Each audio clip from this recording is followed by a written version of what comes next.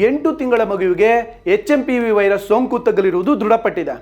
ಆದರೆ ಆರೋಗ್ಯ ಇಲಾಖೆ ಯಾವುದೇ ರೀತಿಯಲ್ಲಿ ಭಯಪಡಬೇಕಾಗಿಲ್ಲ ಅಂತ ಹೇಳಿದೆ. ಯಾಕಪ್ಪ ಅಂದ್ರೆ ಭಾರತದಲ್ಲಿ ಸಾಮಾನ್ಯವಾಗಿದ್ದು ಚೀನಾದಲ್ಲಿ ಪತ್ತೆಯಾಗಿರುವ ಮ್ಯೂಟೇಟೆಡ್ಗೂ ಇದಕ್ಕೂ ಯಾವುದೇ ರೀತಿಯ ಸಂಬಂಧ ಇನ್ನೂ ಸ್ಪಷ್ಟವಾಗಿಲ್ಲ ಅಂತ ಹೇಳಿದೆ. ಹಾಗಾಗಿ ನಾವು ಯಾವುದೇ ರೀತಿಯಲ್ಲಿ ಭಯಪಡಬೇಕಾಗಿರೋ ಅವಶ್ಯಕತೆ ಇಲ್ಲ.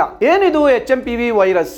ಸದ್ಯ ಚೀನಾದಲ್ಲಿ ಆತಂಕಕ್ಕೆ ಕಾರಣವಾಗಿರುವಂತಹ ಹ್ಯೂಮನ್ ಮೆಟಾಪ್ಯೂಮೋ ವೈರಸ್ ಅಥವಾ HMPV ಎನ್ನಲಾಗಿದೆ. ಇದನ್ನು ಮೊದಲು 2001ರಲ್ಲಿ ಕಂಡುಹಿಡಿಯಲಾಯಿತು ಎಂದು USA centres for diseases control and prevention ಹೇಳಿದೆ.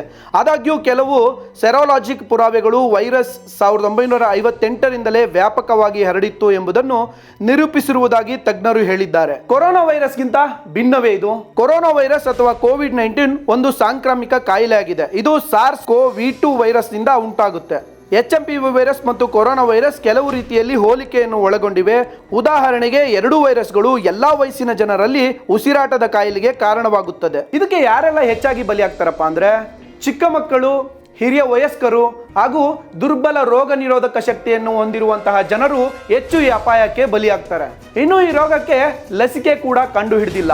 ಹಾಗಾಗಿ ಆರೋಗ್ಯದ ವಿಚಾರದಲ್ಲಿ ನೀವು ಎಷ್ಟು ಹುಷಾರಾಗಿದ್ರೆ ಅಷ್ಟು ಒಳ್ಳೆಯದು. ಇದೇ ತರ ವಿಡಿಯೋಗಳಿಗಾಗಿ ನೋಡ್ತಾ ಇರಿ ಸಮಯ ನ್ಯೂಸ್, ಸದಾ ನಿಮ್ಮೊಂದಿಗೆ.